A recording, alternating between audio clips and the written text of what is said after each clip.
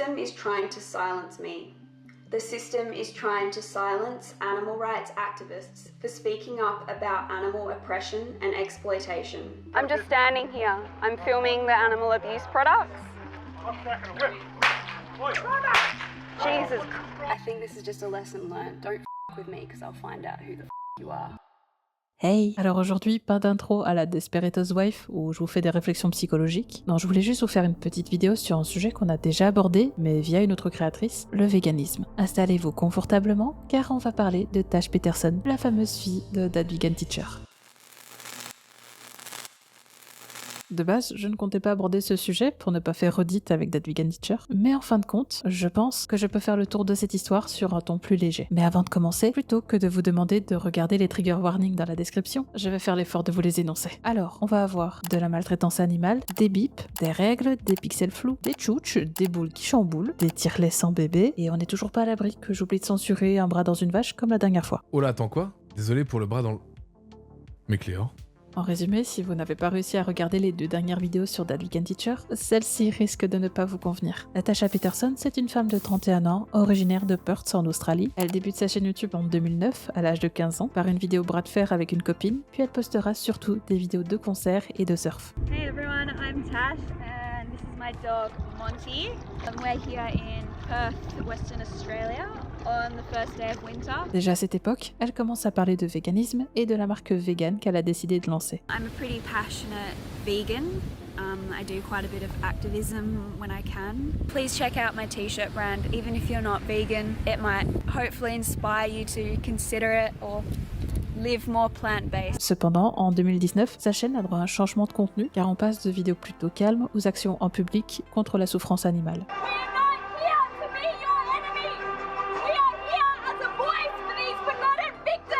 Et la différence principale avec That Vegan Teacher que je remarque assez vite, c'est que Tash n'a pas peur de mettre des extraits des documentaires sur les abattoirs directement dans ses vidéos. Mais c'est à partir de 2020 que Tash va acquérir cette réputation d'extrémiste. En février, elle intervient lors d'un match de la FLW, la Ligue semi-professionnelle féminine d'Australie, avec un drapeau droit de secourir. The animal rights activist who ran onto the ground during WA's first ever AFL Women's Derby says she's not sorry for the stadium stunt. Like, I understand that, you know, it's an important game for them, but yeah, I don't apologize. Suite à quoi, elle sera bannie du stade pendant 3 ans et écopera d'une amende de 1800 $. Je vais pas vous mettre toutes ces manifestations, car il doit y en avoir une centaine, rien que sur sa chaîne YouTube, mais on va passer de simples manifestations dans des rayons de supermarché déguisés en vaches, à des interventions qui auront pour but de provoquer des réactions, comme de se montrer à moitié nu avec du body paint, les tétons peints en faux sang pour dénoncer le vol du lait des vaches. Dairy cows are intelligent beings, just as loving as our beloved dogs and cats, yet we're forcing them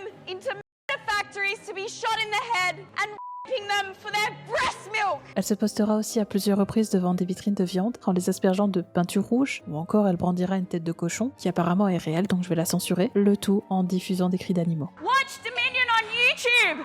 See what really happens to the beings.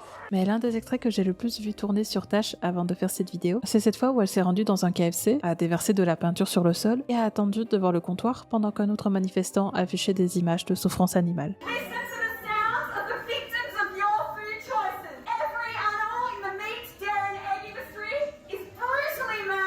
D'ailleurs, on a le droit au coup de pied le plus ridicule que j'ai jamais vu. Mais Tash ne va pas que dans des fast-food, des restaurants et des supermarchés. Il lui arrive aussi d'intervenir dans des magasins Louis Vuitton, parfois habillée mais généralement nue et couverte de ses propres menstruations. Et pour les plus sceptiques d'entre vous, elle en a même fait un tuto. Et pour une fois, je suis bien placée pour vous confirmer que c'est bien du sang de règle. Et qu'elle le conserve dans un pot de sauce chili. Est-ce que je vous ai prévenu dans les trigger warnings qu'il fallait pas manger? Tash est toujours accompagnée de son caméraman et copain Jack, et parfois d'autres personnes au cas où Jack se ferait poursuivre ou attraper par les gérants du magasin. $1,000 camera. Don't do that. Hey, that's not right. They're not right coming in here. You can't hurt somebody, you can't hurt anybody. Vous vous en doutez, à force de l'avoir manifesté, il peut arriver que les gérants des magasins perdent leur sang-froid et se mettent à attaquer directement Tash devant les caméras. I'm just standing here. I'm filming the animal abuse products. I'm cracking a whip. Oi. Jesus. I will call the police. Out. Dans d'autres vidéos, Tash va expliquer que les personnes qui la filment ont pour instruction de ne pas intervenir si elle se fait agresser, car c'est le genre d'image qu'elle souhaite enregistrer pour montrer la violence face à ses actions dites pacifiques. In terms of safety, it's something that we don't really consider too much. I just want Jack and whoever's filming, to just keep filming. And what I told the boys was only if it's an emergency, meaning if I'm being punched out and seriously harmed, that is when you step in and try and help me. We need to capture these people reacting so aggressively to the message, and it only helps spread the message even further when people are reacting in these ways.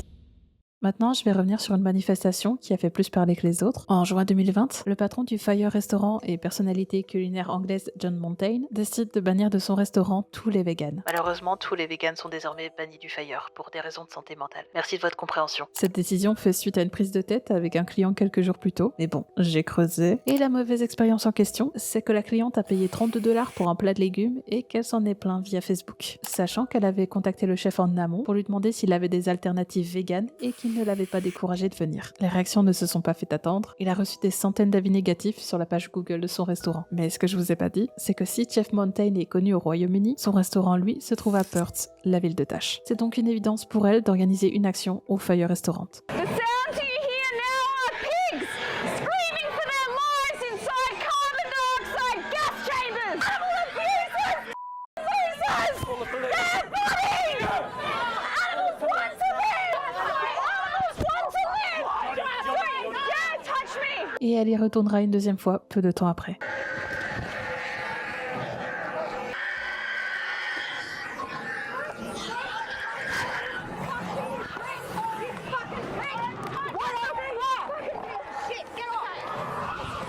Suite à cela, le chef décidera de porter plainte contre Tash et confiera son désarroi à la télévision. It ends now. It does end now because she's going to get the charges pressed in the next 24 to 48 hours. The charges will be pushed forward to today. Also, the landowner is now putting in a trespass notice so that she won't even be able to enter the shopping centre, never mind come anywhere near my business. I lost my partner because of this. I thought I was going to marry this woman and she just couldn't handle the amount of attention. She's a very private person. Yeah, thanks vegans. Now I'm going to start opening steak restaurants just to piss you off. Loin de moi l'envie de décrédibiliser ce restaurateur, mais je trouve ça un peu gros de remettre la cause de sa séparation sur les véganes et le tourment médiatique provoqué par cette affaire, tout comme le fait qu'il dise à la fois que sa réputation en a pris un coup, alors qu'il n'a jamais eu autant de soutien par les gens qui sont contre les véganes. D'ailleurs aujourd'hui, si on regarde les avis du Fire Restaurant, non seulement on voit qu'il a une très bonne note de 4,6 étoiles sur 5, que les commentaires positifs se moquent des véganes, et que des années après, le gars continue de répondre comme un enfant aux commentaires négatifs. Je pensais essayer ce resto vu que je soutiens l'anti-véganisme et que j'aime la viande, et ce restaurant n'a pas la classe qu'il prétend avoir. La nourriture est médiocre et le service était banal. L'atmosphère, inexistante. Est-ce que tu manques de l'attention que ta mère ne t'a jamais accordée? Allez mon petit gars, appelle-moi ou explique-moi un peu plus quand tu es venu, ce que t'as mangé, etc. T'as l'air triste, t'as besoin d'un câlin? Je voulais aimer cet endroit, mais la nourriture était fade et sans inspiration. Ah, notre vegan mentalement déséquilibré. Je suis heureux d'accepter notre erreur, mais Google ne devrait pas autoriser ces tristes individus qui essaient toujours et sans relâche de faire couler mon entreprise. Je vous suggère de venir manger la prochaine fois. Réponse au propriétaire, je ne suis pas vegan. Votre nourriture n'était simplement pas bonne et ne valait certainement pas son prix. Imaginez être si arrogant que vous qualifiez automatiquement toute critique de fausse. Écoutez vos clients, sinon vous n'en aurez bientôt plus. Et bien évidemment, les gens qui review bombent comme ça les établissements sont des abrutis. Ce sont les mêmes qui vont mettre des avis négatifs après avoir regardé des émissions comme Bienvenue chez nous ou L'Addition s'il vous plaît. Mais pour autant, je trouve pas la réaction du chef meilleure. Vous vous en doutez, mais avec une activité aussi controversée, Tash va s'attirer beaucoup d'ennuis avec la justice australienne, que ce soit lorsqu'elle sera des fêtes pour enfants, pour lutter contre l'utilisation des poneys, ou lors des autres manifestations dont je vous ai parlé plus tôt. Chaque vidéo se termine par l'intervention de la sécurité ou de la police. Upsetting the people involved here, okay? Upsetting the horses, creating a disturbance. Basically. What if the horses? No, sir. Can you keep out of it? I'm not talking to you. Brilliant. Good. Got it. This is for your YouTube channel? No, it's not for anything. It's just evidence. I'm not being disorderly. My conduct is not threatening, offensive, or abusive. Animals want to live. Just like us. Animals feel pain. Just like us. Their bodies. Alright, potentially no. Their lives. Disorderly behaviour, you understand that? Not obliged to say anything. Watch You wish to Dominion say on anything, do so. YouTube We'll for be the recorded truth. and maybe given as evidence. See what Do you understand happens that? in these industries. Do you understand that, Watch Tasha? Dominion on YouTube for the truth. No comment. D'ailleurs, il n'est pas rare que Tash se fasse réveiller au saut du lit par la police pour lui apporter des assignations au tribunal. You've had the police knock on the door here? Constantly. Yeah. Maybe several times in the past couple of weeks. Mais là où vous pourriez vous dire que c'est normal, vu le trouble à l'ordre public qu'elle cause, d'autres diraient que c'est sa liberté de manifester. Eh ben, la justice australienne a trouvé le cheat à utiliser contre elle. The other day they were knocking on my door. I've received a barring notice, which means that I'm banned from any venue in Western Australia that has a liquor license. L'interdiction de se rendre dans des établissements qui possèdent une licence pour vendre de l'alcool. This time I received a barring notice, which means I was banned from every liquor licensed venue in Western Australia. That includes pubs, restaurants, and any other place that sells alcohol. Otherwise, I would face a trespass penalty of up to $12,000. Au cours des dernières années, elle a effectivement été interdite de se rendre dans des bars, des restaurants, mais aussi des supermarchés dès lors qu'elle possède cette licence. Ce qui, même si je ne cautionne pas tout ce qu'elle fait, me semble quand même abusé. Cette loi est supposée être utilisée pour ne pas voir des personnes alcoolisées déambuler dans les commerces, pas pour interdire les manifestations véganes. Et ça ira tellement loin que lors de la pandémie, alors qu'elle souhaite rentrer d'un voyage à Melbourne, l'administration va l'empêcher de rentrer chez elle à Perth pour une raison encore plus alambiquée. Pour eux, Tash a annoncé ne plus vivre en Australie occidentale. A couple of weeks ago, before I was due to fly back into Perth, I applied for a permit to enter Western Australia because of COVID. So shortly after applying, my application came back to me and it said that I was rejected. The reasoning was because I'm a non-WA resident. I thought this was a mistake because obviously I am a West Australian resident and I have been for just about my entire life. D'après Tash, cette décision se base sur des articles de presse affirmant qu'elle a décidé de partir de Perth définitivement, alors qu'il s'agissait d'un simple voyage et que son domicile est bien là-bas et qu'elle peut le prouver. Malgré ça, son visa, si je peux l'appeler ainsi, va être refusé, puis accepté et refusé même pas 24 heures après, et ça même si elle doit se rendre à des audiences pour le tribunal de par ses manifestations. So I attempted to reapply again, this time providing enormous amount of evidence to prove that I was a West Australian resident and that I urgently needed to return home because I had a court case and I needed to return to my business. He then continues to say, in relation to your court hearing, this is only a charge of disorderly behaviour and as the hearing notice states, the matter may be heard in your absence. Although it is possible for me to not be present for my court hearing, it massively disadvantages me and it would result in an unfair trial. Et ce n'est qu'une fois qu'elle en aura parlé sur les réseaux que la situation va se débloquer. If you followed my story about being stuck over in Melbourne and not being able to return to my own home, you'll know that the police do closely follow me on my social media. So I think we definitely made quite a loud noise about this whole issue and I wouldn't be surprised if your voices were being heard by the West Australian Police. I received a call from a West Australian police officer. His first question was, "Are you a West Australian resident?" And I said, "Yes, I certainly am." And then he said to me, "I'm going to approve your application." Now I do find it quite interesting that some officers were rejecting my application and some weren't. As I said just before, someone did accept my application and then it was rejected again, and I feel like that was an interference of another officer. People just hate what I do so incredibly much that people were cheering and celebrating that I couldn't return home. I just thought I'd give them a beautiful surprise that I'm back by doing a disruptive protest, so I'm really excited to do that this weekend. Nothing is going to silence me. Autant dire que la police et la presse ne voient pas vraiment Tash d'un bon œil, et malgré tout, rien ne semble vraiment pouvoir la décourager, pas même les milliers de dollars qu'elle a dû claquer dans des frais de justice. Aux dernières nouvelles, malgré les risques d'emprisonnement auxquels elle fait face à chaque fois, elle n'a jamais été enfermée et a écopé à chaque fois d'amendes, que ce soit pour elle ou pour ses caméramans. On peut aussi se demander où est-ce qu'elle trouve l'argent pour payer ses frais de justice. Alors je pense pas que sa boutique de vêtements ni son AdSense lui rapportent beaucoup, sans oublier que quelques-unes de ses vidéos sont interdites aux moins de 18 ans. D'ailleurs, merci à YouTube qui me demande à chaque fois de confirmer mon âge pour regarder son contenu, alors qu'il me paye tous les mois. Les frais de justice de Tash sont majoritairement financés par son OnlyFans. I started an OnlyFans account about 4 months ago now, and thankfully that's actually financially supporting my work and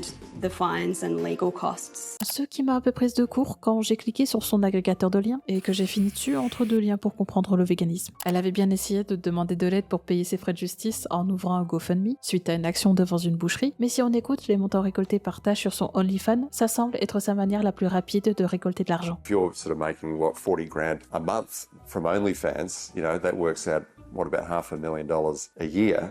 What are you doing with that money? I'm just saving it up at the moment. I know that I have a lot of legal costs coming up, and I'm going to be continuing to break laws and bring light to their suffering, so I'm saving a lot of it for those costs. Elle a d'ailleurs déjà utilisé son image de modèle OnlyFans pour piéger les gens et les faire cliquer sur une image d'elle censurée qui renvoyait vers un documentaire sur la souffrance animale. The Facebook post read, "Watch this video to get access to exclusive content, with an image of myself posing on a rock, with my breast censored by an OnlyFans symbol and my ass censored with don'twatch.org written over it." The purpose of this post was to get as many people going to don'twatch.org to see a video that exposes the rape, enslavement, torture, abuse and murder that non-human animals are subjected to in the meat, dairy and egg industries and other industries that use and exploit non-human animals. Néanmoins, je dois le préciser, ce n'est pas son travail principal. Tash est également sauveteuse en mer et professeure de natation. So I am employed as a lifeguard and a swimming instructor, and those jobs have helped me for the past couple of years as an activist. Si j'en reviens à sa chaîne YouTube, depuis moins d'un an, Tash s'est mise à répondre aux vidéos faites à son sujet, que ce soit par Sniper Wolf, Ompaville ou Sunny V2. Definitely not like, I'm gonna watch this butt-naked person in red paint walk into a Louis Vuitton, run around the Louis Vuitton, and call everybody a murderer. This is just not an effective way to make a point. But again, this protest actually generated international media attention, and it's got you watching it, and what have you got? 1 million views on this video. So people are listening